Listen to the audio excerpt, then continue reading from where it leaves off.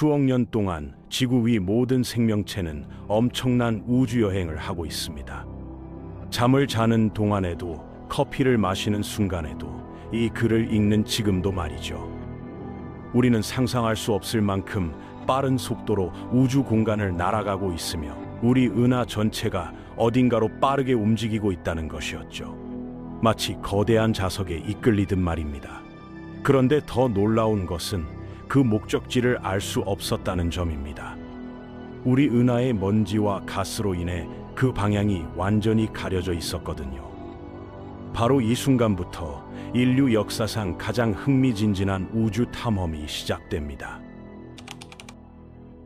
눈에 보이지 않는 강력한 힘이 우리 은하를 끌어당기고 있었습니다. 그것도 상상하기 어려운 속도로 말이죠. 달이 없는 깜깜한 밤바다에서 작은 배가 거센 해류에 휩쓸려가는 모습을 상상해 보세요. 배 안의 사람들은 자신들이 어디로 가고 있는지 전혀 알 수 없죠. 더욱 놀라운 사실은 움직이는 것이 우리 은하만이 아니었다는 점입니다. 주변의 모든 은하들이 같은 방향으로 흘러가고 있었거든요. 마치 거대한 폭포를 향해 떨어지는 나뭇잎들처럼 말이죠. 이때부터 과학자들은 이 신비로운 존재에 하나의 이름을 붙였습니다. 바로 위대한 끌개라는 뜻의 그레이트 어트랙터였죠. 두 명의 천문학자 브렌트 툴리와 리처드 피셔는 호주에 위치한 거대한 전파 망원경을 이용해 이 수수께끼를 풀어보려 했습니다. 그들이 가진 건 매우 제한적인 관측 데이터뿐이었지만 포기하지 않고 계속 연구를 이어갔죠. 동시에 다른 과학자 팀들은 우주 마이크로파 배경 복사를 관찰하고 있었는데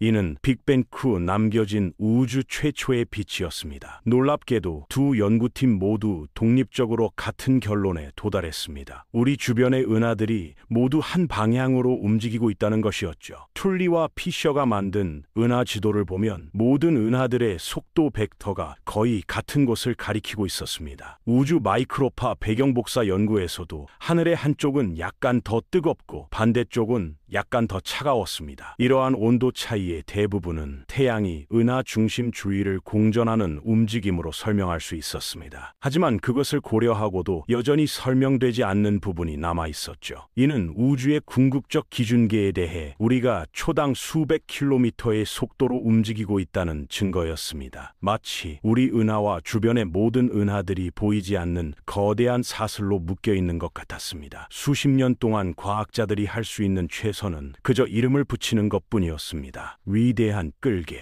끊임없이 움직이는 거대한 중력의 원천, 우주에서 모든 것을 자신에게로 끌어당기는 단 하나의 지점 말이죠. 우리 은하 전체와 수천억 개의 별들, 그리고 무수한 행성들이 살고 있는 수천 개의 은하계가 모두 그 거대한 인력에 이끌리고 있었습니다. 하지만 이런 현상이 우주에서는 전혀 이상하지 않습니다. 우주는 결코 고요하지 않거든요. 우주 속의 모든 천체는 끊임없이 움직이는 상태에 있습니다. 지구가 태양 주위를 도는 것부터 시작해서 태양이 은하 내에서 떠도는 것, 그리고 은하수 전체가 위대한 끌개를 향해 빠르게 움직이는 것까지 말이죠. 그런데 더욱 놀라운 사실이 밝혀졌습니다. 위대한 끌개는 하늘을 가로지르는 훨씬 더 거대한 우주 구조의 빙산의 일각에 불과했던 것입니다. 우리가 지금까지 본 어떤 것보다도 훨씬 더 큰 우주의 움직임과 구조가 존재했던 거죠. 그래서 우주에서는 아무것도 정지해 있지 않습니다. 모든 것이 어딘가로 향하고 있습니다. 우리의 우주는 움직임으로 정의되며 이는 우주 역동성에 대한 인류의 이해가 깊어지는 과정과 함께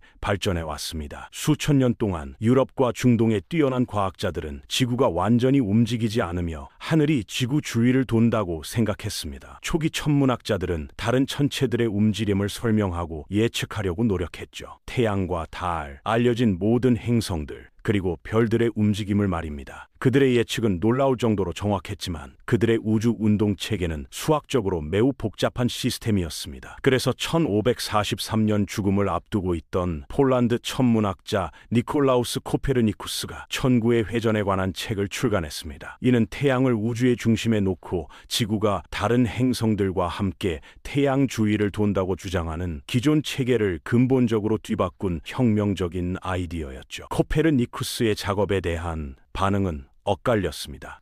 한편으로는 우주에 대한 대담한 재해석이었지만 다른 한편으로는 쉽게 답하기 어려운 몇 가지 질문들이 제기됐습니다. 가장 중요한 것은 지구가 움직인다면 우리는 어떻게 그것을 알 수 있을까요? 전체적인 그림이 완성되려면 수세기의 과학 발전과 아이작 뉴턴의 중력 이론 개발이 필요했습니다. 오늘날 우리는 지구의 움직임을 느낄 수 없는 이유를 알고 있습니다. 바로 우리도 지구와 함께 움직이고 있기 때문이죠. 우주의 진공은 그저 진공일 뿐이므로 우리의 움직임을 방해하거나 드러낼 수 있는 것은 아무것도 없습니다. 그렇다면 지구가 실제로 움직이고 있다는 것을 어떻게 확신할 수 있을까요? 실제로 뉴턴은 모든 움직임을 측정할 수 있는 고정된 우주적 기준 틀이 있다고 가정했습니다. 아인슈타인은 상대성 이론을 창조하면서 모든 움직임을 판단할 수 있는 고정된 우주적 기준이라는 개념을 거부했습니다. 그 대신 모든 관성 운동은 상대적이었습니다. 움직임을 측정하는 유일한 방법은 다른 것과 비교하는 것이었죠. 추진력 없는 우주선을 타고 가다가 반대 방향에서 똑같이 하는 친구를 만난다고 상상해 보세요. 두 분 모두 관성 좌표계에서 일정한 속도로 움직이고 있습니다. 서로 만날 때 당신은 자신은 움직이고 상대방은 정지해 있다고 말할 수 있습니다. 하지만 상대성 이론에 따르면 상대방이 움직이고 당신이 정지해 있다고 말할 권리도 똑같이 있죠. 이 두 관점은 모두 동등하게 타당하지만 우리는 코리올리 힘을 통해 지구가 회전한다는 것을 알 수 있습니다. 하지만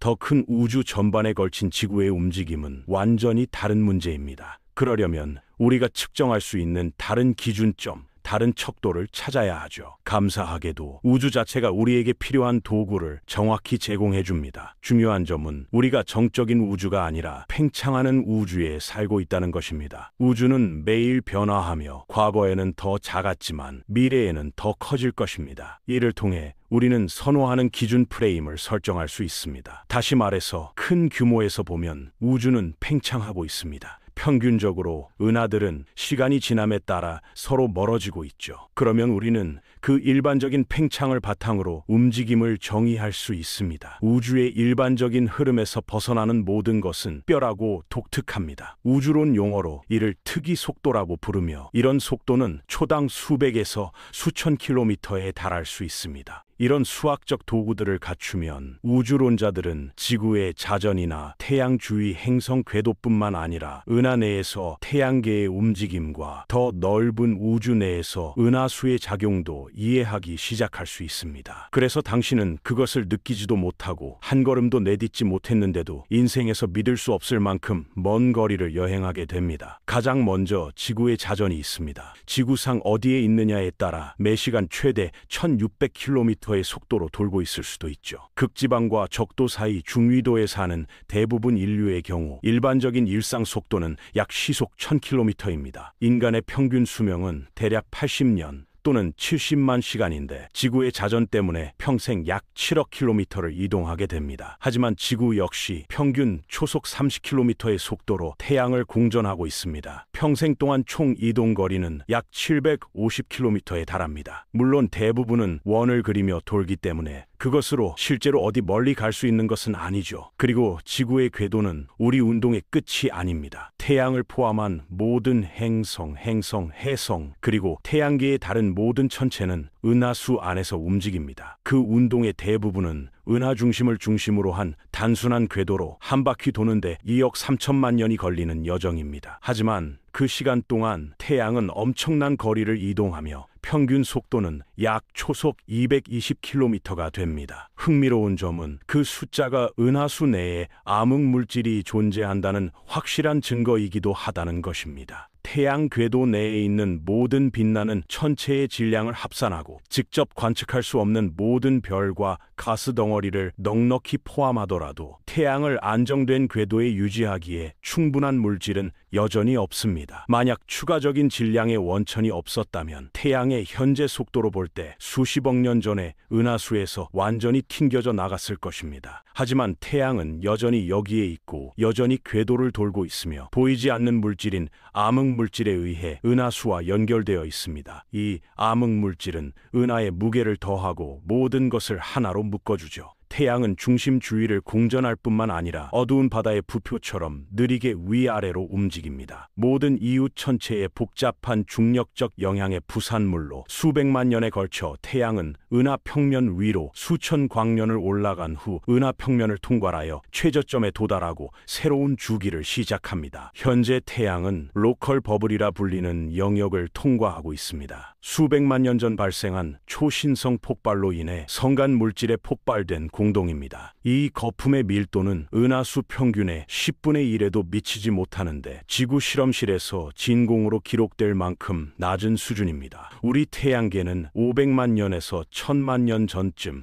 거품 속으로 들어갔으며 앞으로도 수백만 년 동안 천광년에 달하는 영역을 계속 넘나들게 될 것입니다. 하지만 그것이 끝이 아닙니다. 우주가 팽창하는 배경에 맞춰 우리 은하도 움직이고 있습니다. 그리고 그것은 바로 우리의 가장 가까운 이웃을 향해 날아가고 있죠. 수십억 년 후 우리의 하늘은 알아볼 수 없을 정도로 변할 것입니다. 달은 더 작고 더 희미하고 더 멀어질 것이고 태양은 더 크고 밝아질 것입니다. 익숙한 별자리는 모두 사라지고 태양계 주변에 있는 새로운 세대의 별들로 대체될 것입니다. 그리고 그 밤하늘에는 하나의 독특한 천체가 우뚝 솟아 있을 것이며 그 천체는 어떤 성운이나 별, 행성보다도 더 장엄할 것입니다. 안드로메다 은하죠. 지금 안드로메다는 크지만 눈에 띄게 크지는 않습니다. 팔을 쭉 뻗은 주먹 크기만큼 하늘을 차지하고 있을 뿐입니다. 하지만 25억 년 안에 안드로메다가 우리의 밤하늘을 지배하게 되어 하늘을 거의 완전히 채울 것입니다. 그 모습은 오늘날 우리가 알고 있는 안드로메다와는 다를 것입니다. 먼 미래에는 왜곡될 것이며 원래 단순했던 형태가 엄청난 중력에 의해 뒤틀려 은하수와 얽히기 시작할 거예요. 그로부터 10억 년 후 안드로메다 은하의 하늘은 거대한 별들로 가득 찬 것입니다. 1920년대에 에드윈 허블은 오랫동안 천문학자들을 혼란스럽게 했던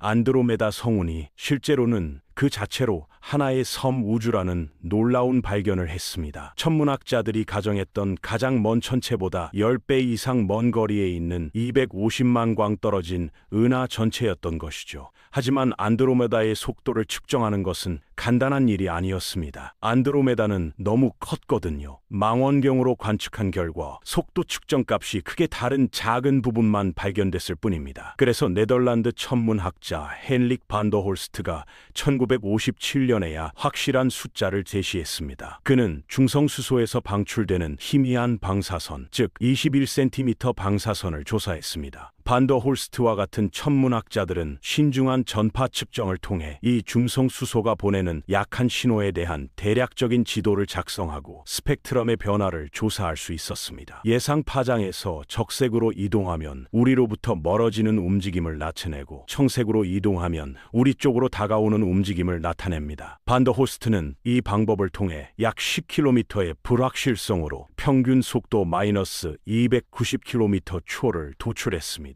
하지만 문제를 더 복잡하게 만드는 것은 그 측정에는 우리 은하의 움직임뿐만 아니라 은하 중심을 중심으로 한 태양의 움직임도 포함되었다는 점입니다. 실제 은하의 운동을 나타내려면 그것을 빼야 합니다. 그 숫자는 약 100km 초입니다. 물론 이제 숫자를 알았으니 기준 프레임을 자유롭게 선택할 수 있습니다. 우리는 은하수가 정지해 있고 안드로메다가 우리를 향해 달려오고 있다고 말할 수도 있고 은하수가 엄청난 속도로 안드로메다를 향해 달려오고 있다고 말할 수도 있습니다. 하지만 우주의 팽창을 고려한 기준 틀에서 보면 우리의 두 은하는 실제로 서로를 향해 움직이고 있으며 공통의 중력 중심을 향해 나아가고 있습니다. 하지만 이 움직임이 반드시 우리가 충돌할 것이라는 것을 의미하지는 않았습니다. 천문학자들은 일반적으로 은하의 반지름 방향 운동, 즉 은하의 속도 중 우리에게 다가오는 방향이나 우리에게서 멀어지는 방향의 성분만 측정할 수 있습니다. 측면이나 좌우로의 움직임은 측정하기가 훨씬 더 어렵죠. 실제로 상광모가 이끄는 천문학자 팀이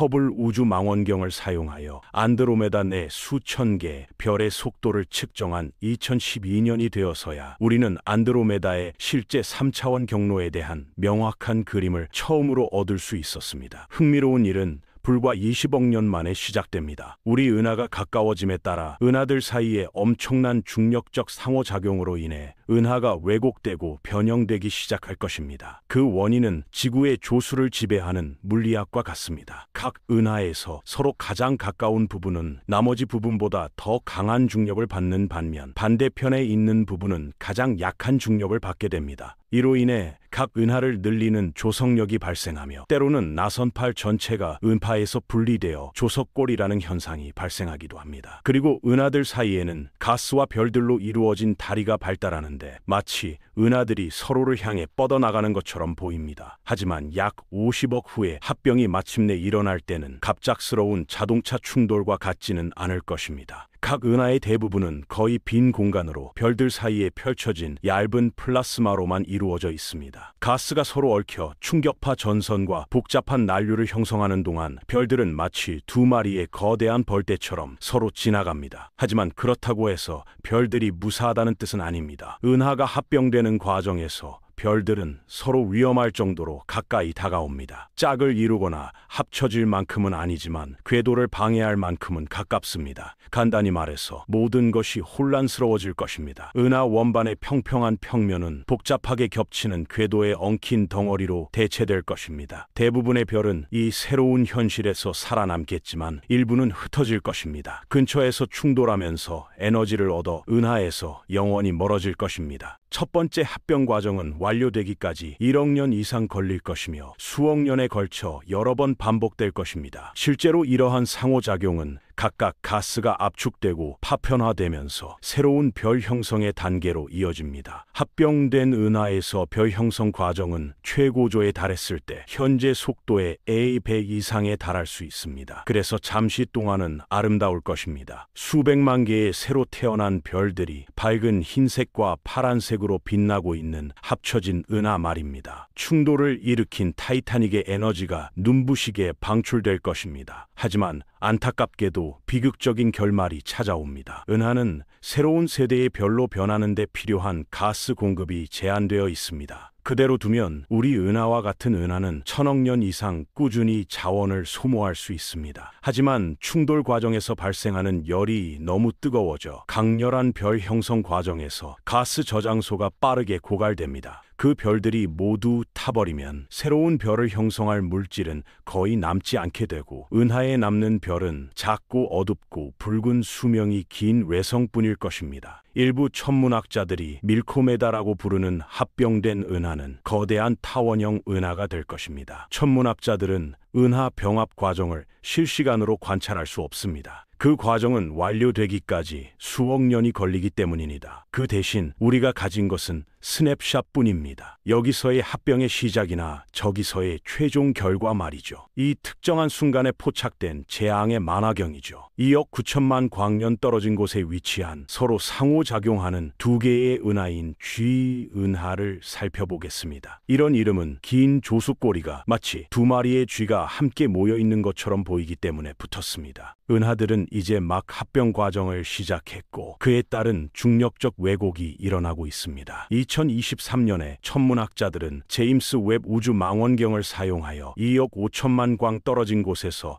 합병 중인 두 은하인 ARP220을 관찰했습니다. 이러한 합병으로 인해 별 형성이 매우 활발해져서 현재 은하는 우리 은하보다 100배 이상 밝게 빛납니다. 하지만 별의 형성은 이미 중단되었습니다. 우리가 현재 보고 있는 것은 이미 불타고 있는 별들의 잔광입니다. 천문학자들은 우주 전체에서 수많은 은하가 다양한 방식으로 상호작용하는 것을 봅니다. 서로 정면으로 충돌하는 은하도 있고 서로 스쳐 지나가는 은하도 있으며 때로는 서로 수직으로 서 있고 때로는 나선팔을 서로 부딪히기도 합니다. 은하수의 여정은 안드로메다와 합쳐지는 것으로 끝나지 않습니다. 우주 속의 우리의 움직임은 끝나지 않았으며 우리가 거의 이해하지 못하는 방향으로 움직이고 있습니다. 때로 수학은 주의 깊게 관찰하는 사람이 멀리 떨어진 공간과 시간을 들여다볼 수 있게 해주는 수정구슬이 될 수 있습니다. 당시에는 몰랐지만 프랑스 수학자 가스파르 몽주의 연구가 가져온 광범위한 영향을 생각해 보세요. 그 대신 1792년 혁명 당시 프랑스 해군 장관이었던 그는 상품 운송의 최적화 문제를 해결하는 데 더 관심이 있었습니다. 수십 년 후 위대한 개척자 앙드레 마리 앙페어가 몽주의 연구를 이어받아 이를 확장하여 다양한 경제적 상황에서 활용되는 방정식을 만들어냈습니다. 2차 세계대전이 한창이던 무렵 소련의 수학자 레오니드 칸토로비치는 몽주와 앙페어의 연구를 한 단계 더 발전시켜 그들의 방정식을 소련의 전쟁 기계가 직면한 까다로운 물류 문제에 적용하고 확장했습니다. 하지만 마침내 1970년대에 물리학의 보편성을 아름답게 보여준 사례가 있었습니다. 캐나다계 미국인 우주론자 짐 피블즈는 은하의 조립과 형성에서 질량의 효율적인 이동을 설명하는데 동일한 방정식을 사용할 수 있다는 것을 깨달았습니다. 곡물거래소 직원의 아들로 평범한 가정에서 태어난 짐은 프린스턴 대학에서 공부했고 결국 우주론 분야의 거장이 되었습니다. 1960년대 그의 연구 초기에는 우주론이 널리 진지한 연구 분야로 여겨지지 않았습니다. 우리는 우주가 팽창하고 있으며 빅뱅 이론이 옳을 가능성이 높다는 것을 알고 있었지만 관측 자료가 너무 부족해서 대부분 천문학자들은 이 분야를 미래가 없는 막다른 골목으로 여겼습니다. 하지만 짐은 계속해서 노력하여 구조의 성장부터 빅뱅의 초기 순간까지 현대 물리적 우주론의 거의 모든 측면을 개척했습니다. 2019년 노벨 물리학상을 수상하게 된 업적이죠. 이러한 업적을 완성한 사람은 프랑스의 루아 로이와 러시아의 안드레이 도로휘케비치라는 두 천문학자입니다. 이들은 짐의 선구적인 업적을 이어받아 마침내 몽주 칸토로비치 방정식을 우주론적 수정구슬로 만들어냈습니다. 그들은 은하의 현재 위치를 파악하고 이를 속도에 대한 제한된 정보와 결합하여 이 은하를 과거로 보낼 수 있다는 것을 발견했습니다. 이 접근 방식의 비결은 우리가 은하가 어떻게 움직이는지 알고 있다는 것입니다. 그들은 서로의 중력에 의해 영향을 받으며 우리는 중력이 어떻게 작용하는지 알고 있죠. 이 기술을 통해 집중적이고 주의 깊은 관찰과 똑똑한 수학적 수정 구술을 결합함으로써 우리는 마침내 위대한 끌개의 모양과 영향력을 이해하고 우주에서 우리의 궁극적인 운명이 어떻게 될지 이해할 수 있게 되었습니다. 우주의 팽창은 우리가 모든 움직임을 판단할 수 있는 선호하는 기준틀을 구축할 수 있게 해줍니다. 일반적인 팽창 흐름에 대한 움직임 말이죠. 따라서 우리는 주변 은하의 자세한 속도 지도를 만들어서 그 일반적인 흐름을 확인할 수 있습니다. 힘들고 오류가 발생하기 쉬운 작업이지만 다행히도 우주 자체가 우리에게 그 위대한 끌개의 존재를 확인할 수 있는 우주론적 기준 프레임의 스냅샷을 제공합니다. 그것은 국소 은하의 지도가 아니라 전 우주의 궁극적인 빛의 원천인 우주 마이크로파 배경복사에서 나왔습니다. CMB는 우주의 나이가 약 38만 년일 때 생성되었습니다. 뜨겁고 밀도가 높은 플라스마가 약간 덜 뜨겁지만 중성인 가스로 전환되면서 우주는 방사선으로 가득 차게 되는데 그 방사선은 두 가지 매우 유용한 특성을 가지고 있습니다. 첫째로 말 그대로 어디에나 있습니다. CMB는 우주의 모든 입방 센티미터에 의해 생성되었으며 CMB의 형성은 약 10,000년 정도로 비교적 짧은 기간에 이루어졌습니다. 따라서 CMB는 우주에 존재하는 광자의 대부분을 담당하고 있으며 우리는 하늘의 모든 방향에서 그것을 볼 수 있습니다. 둘째로 CMB는 온도 편차가 100만 분의 1에 불과할 정도로 거의 완벽하게 균일합니다. 이는 초기 우주의 거의 순수한 균질성을 반영합니다. 즉, 우리는 먼 과거의 어느 순간에 만들어진 거의 완벽한 매끈한 방사선에 사방이 둘러싸여 있다는 뜻입니다. 이는 우주론적 기준 프레임의 측정 가능한 스냅샷입니다. 그 프레임을 기준으로 한 우주 내의 모든 움직임은 CMB에 대한 우리의 이미지를 왜곡시킬 것입니다. 우리의 운동 방향으로는 청색 편의가 나타나고 우리의 운동 방향에서 멀어지는 방향으로는 적색 편의가 나타날 것입니다. 우리는 정확히 그것을 관찰했습니다. CMB는 사자자리 방향으로 약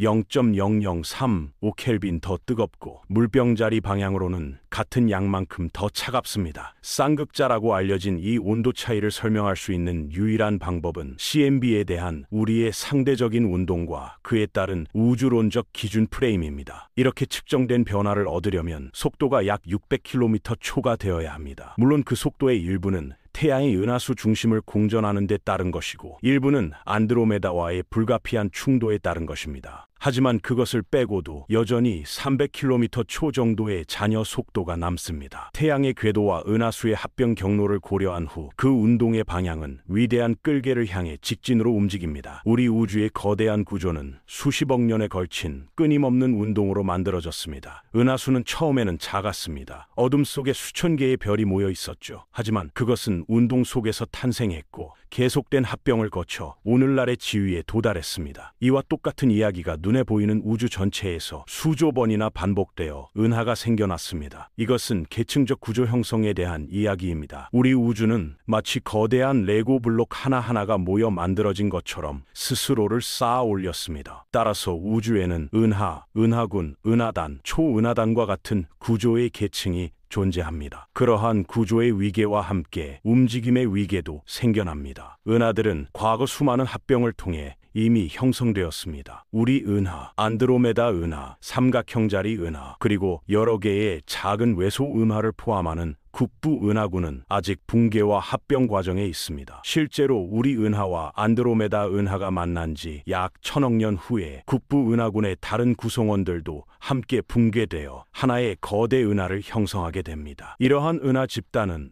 국부 은하군과 마찬가지로 움직이며 우주의 광활한 공간을 따라 중력의 중심인 은하단을 향해 이동합니다. 우리와 가장 가까운 은하단은 천여자리 은하단으로 이미 수천 개의 은하가 자리 잡고 있으며 수만 개의 은하를 더 끌어당기고 있습니다. 우리 은하가 안드로메다를 향해 움직이는 것 외에도 우리 은하도 천여자리를 향해 떨어지고 있습니다. 이 과정은 빅벤의 초기 순간에 시작되었지만 불과 수십억 년 전에야 가속화되었습니다. 천여자리와 같은 성단이 커지면서 주변에 미치는 중력적 영향도 커졌습니다. 이로 인해 더 많은 물질이 그 위로 끌려와 질량이 증가하고 중력도 커졌습니다. 오래전부터 순수한 천여자리 성단이 국부 성단을 약하게 끌어당기기 시작했죠. 그리고 무리가 커지면서 그 부드러운 끌어당김은 강력한 힘으로 바뀌었습니다. 중력에 의한 이러한 성장은 클러스터 규모에서만 멈추지 않습니다. 클러스터는 우주에서 중력적으로 묶인 구조 중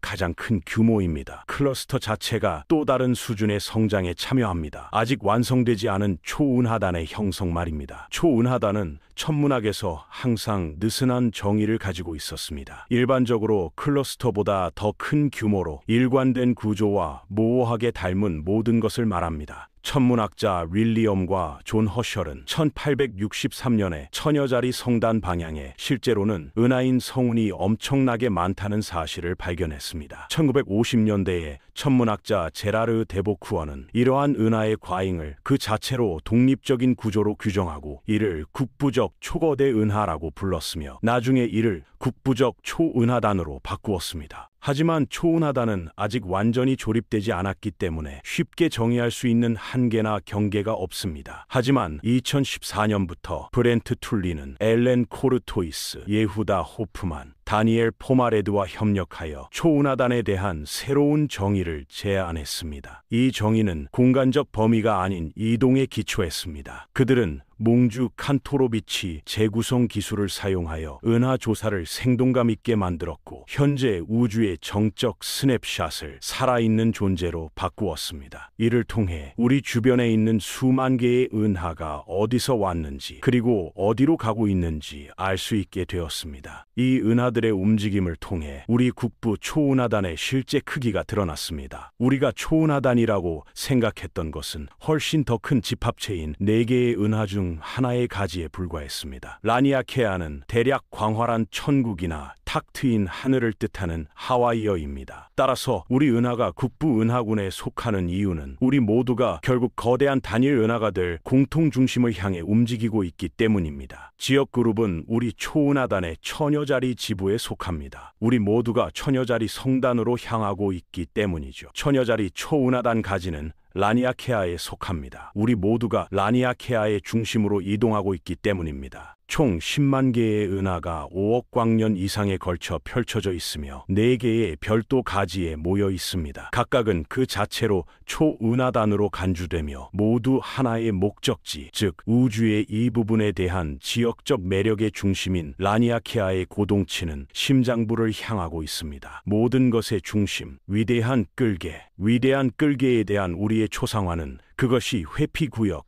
즉 우리 은하의 먼지에 의해 가려진 우주 방향에 있기 때문에 기껏해야 흐릿할 뿐입니다. 하지만 일부 파장의 빛은 먼지를 통과할 수 있습니다. 라디오와 적외선, X선을 이용한 조사를 통해 우리는 베일 너머에 무엇이 있는지, 그리고 위대한 끌개 영역 내에 무엇이 있는지 엿볼 수 있었습니다. 우리가 아는 한 은하수를 포함한 10만 개의 은하가 대이동하는 초점인 라니아케아의 중심부는 노르마 성단입니다. 이 성단은 우리가 보기 위해 들여다봐야 하는 별자리의 이름을 따서 명명되었습니다. 이 은하단은 일반적인 은하단보다 몇 배나 더 크고 우리로부터 약 2억 2천만 광년 떨어져 있습니다. 따라서 속도가 100km/초가 넘더라도 노르마 성단은 너무 멀리 떨어져 있어서 그곳까지 가려면 1000억 이상 걸릴 것입니다. 노르마는 다른 은하단과 마찬가지로 탄생했습니다. 셀 수 없이 많은 합병과 끊임없는 중력의 결과였. 하지만 그것은 거대한 중력물 바닥에 놓여 있었습니다. 우주의 이 지역 전체를 끌어당기는 유일한 지점이었습니다. 하지만 몽주 칸토로비치 재구성 기술을 다시 사용한 최근 조사에 따르면 거대한 끌개인 노르마 성단을 향한 우리의 움직임이 아직 이야기의 끝이 아니라는 사실이 밝혀졌습니다. 첫째로, 노르마에 대한 우리의 이해가 아무리 모호하더라도 그 이해가 조금은 너무 작은 것 같습니다. 암흑물질의 기여를 더하더라도 노르마의 중력은 우리가 위대한 끌개에 접근하는 속도를 설명하기에 충분하지 않습니다. 다시 말해서 위대한 끌개는 처음 생각했던 것만큼 그렇게 강력하지 않다는 뜻입니다. 노르마가 움직이는 것처럼 보이는 노르마 클러스터 너머에 또 다른 매력의 원천이 있는 듯합니다. 6억 5천만 광년 떨어진 곳에 있는 위대한 끌개보다 훨씬 더 크고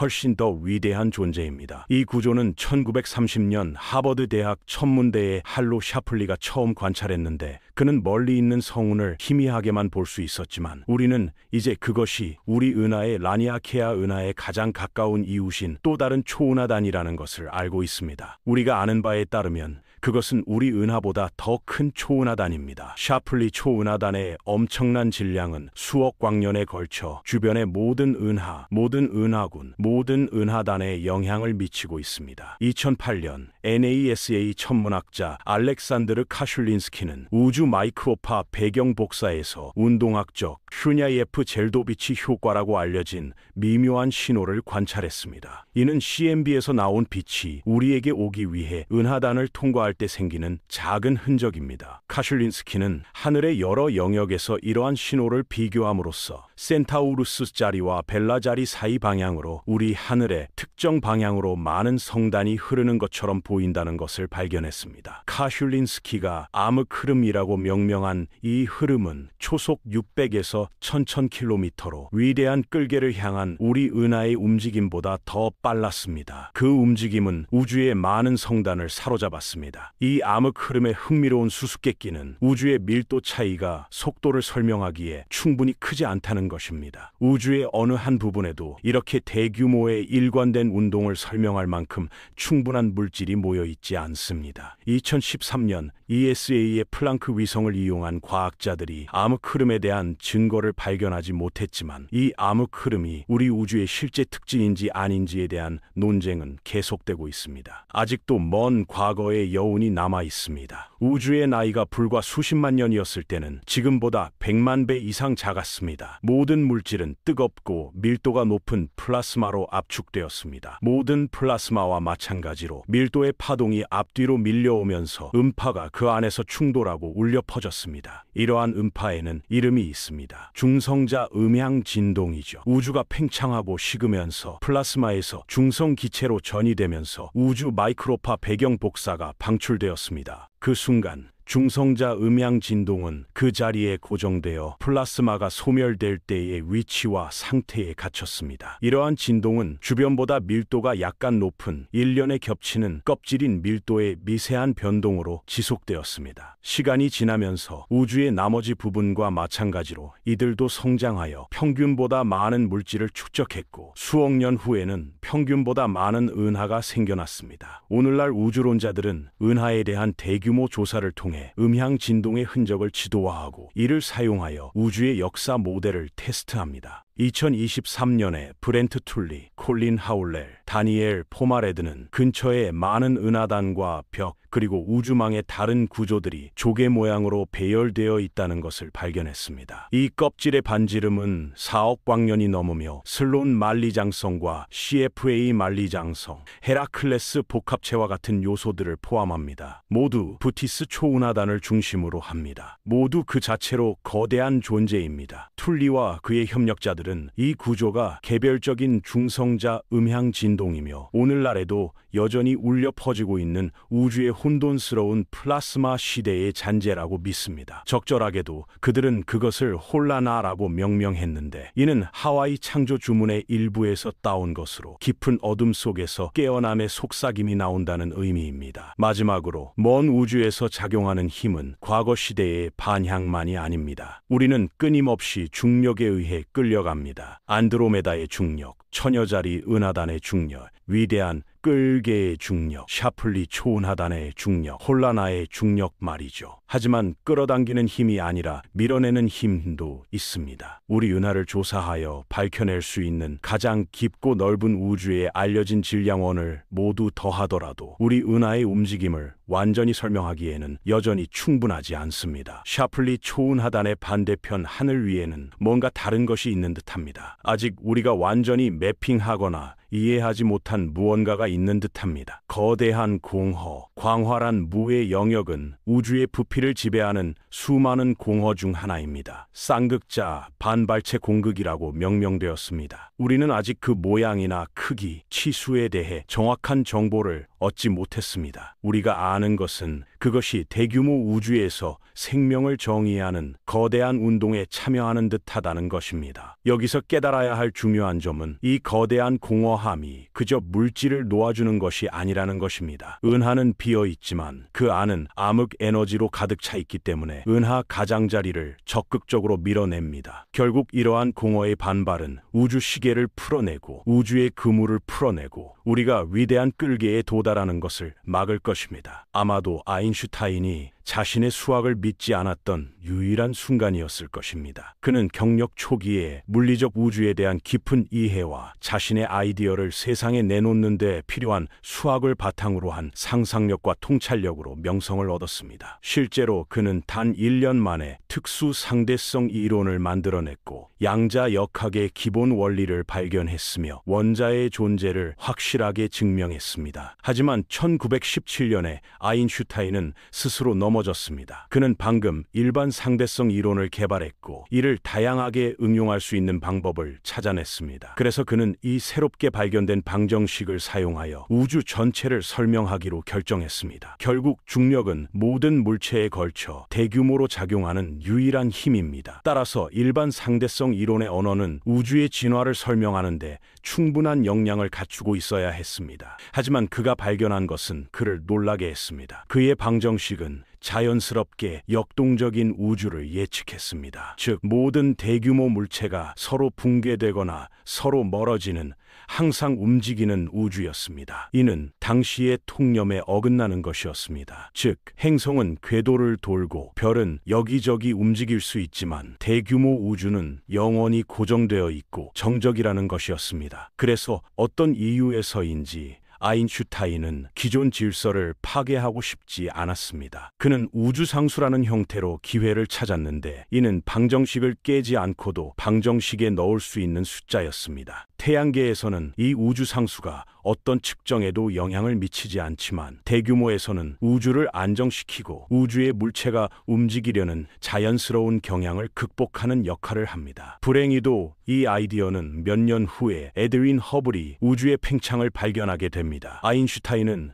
공개적으로나 어떤 편지에서도 이를 인정하지 않았지만 그의 가장 가까운 친구들은 그가 우주상수를 자신의 가장 큰 실수라고 불렀다고 회상했습니다. 하지만 아인슈타인의 후회에도 불구하고 그 불변은 결코 사라지지 않았습니다. 결국 위대한 소련의 천체 물리학자 야코프 젤도비치는 우주상수를 시공간의 진공 에너지와 동일시함으로써 그 중요성을 인식했습니다. 같은 기본 개념의 두 가지 다른 표현일 뿐입니다. 1998년에 천문학자들은 우주의 팽창이 가속화되고 있다는 사실을 깨달았습니다. 이 신비로운 가속 팽창의 가장 큰 원인은 바로 공간의 진공 에너지입니다. 불과 몇 주 만에 전 세계의 우주론자들은 역사책을 털고 아인슈타인의 가장 큰 실수를 다시금 인식하고 방정식 속에 그 작고 무해한 용어가 어떻게 우주를 찢어놓을 수 있는지 깨달았습니다. 국부은하군과 처녀자리 은하단, 라니아케아 초은하단은 모두 원자 단위로 은하 단위로 만들어졌습니다. 그들은 수십억 년에 걸쳐 느리고 꾸준한 움직임을 거쳐서 지금과 같은 놀라운 웅장함에 도달했습니다. 50억 년 전 우주가 팽창하면서 모든 물질이 희석되어 새로운 힘이 승리할 수 있는 지점까지 이르렀습니다. 그 힘은 언제나 존재하며 시공간의 일부로서 그림자 속에서 기다리고 있었지만 그 힘은 약했습니다. 그래서 그것은 배경에 앉아서 방사선과 물질의 힘이 우주의 진화를 지배하도록 내버려 두었고 마침내 그때가 왔습니다. 우리는 아직 암흑 에너지가 무엇인지 확실히 이해하지 못합니다. 우리는 단지 그것이 무엇을 하는지 알고 있을 뿐입니다. 이로 인해 우주의 팽창이 가속화되고 있으며 그 영향력은 점점 커지고 있습니다. 우주가 확장됨에 따라 우주의 물질 구성 요소는 점점 더 퍼져나갑니다. 하지만 같은 확장으로 인해 더 많은 암흑 에너지가 생성됩니다. 무엇이든 그것은 시공간의 진공 에너지와 관련이 있는 것으로 보입니다. 만약 물질과 방사선이 전혀 없는 완전히 빈 상자가 있다면 그 상자는 진공 상태일 뿐입니다. 하지만 양자역학은 그 진공이 살아있다고 말합니다. 존재와 소멸을 끊임이 반복하는 기본 입자의 웅웅거리고 거품이 이는 바다입니다. 암흑 에너지는 그 진공 에너지의 표현으로 보입니다. 우주가 확장됨에 따라 빈 공간과 진공이 늘어나고 따라서 암흑 에너지도 늘어납니다. 50억 년 전은 물질의 밀도가 처음으로 암흑 에너지의 밀도보다 낮아진 전환점이었습니다. 그 이후로 상황은 더욱 악화되었습니다. 현재 시점에서 암흑 에너지는 우주의 전체 구성 요소의 약 70%를 차지합니다. 미래에는 90%, 그 다음에는 99%, 그 이상까지 늘어나 우주가 계속 확장될 것입니다. 그 확장이 가속화될수록 더 많은 암흑 에너지가 생성될 뿐입니다. 끝이 보이지 않고 느려질 기미도 보이지 않는 과정입니다.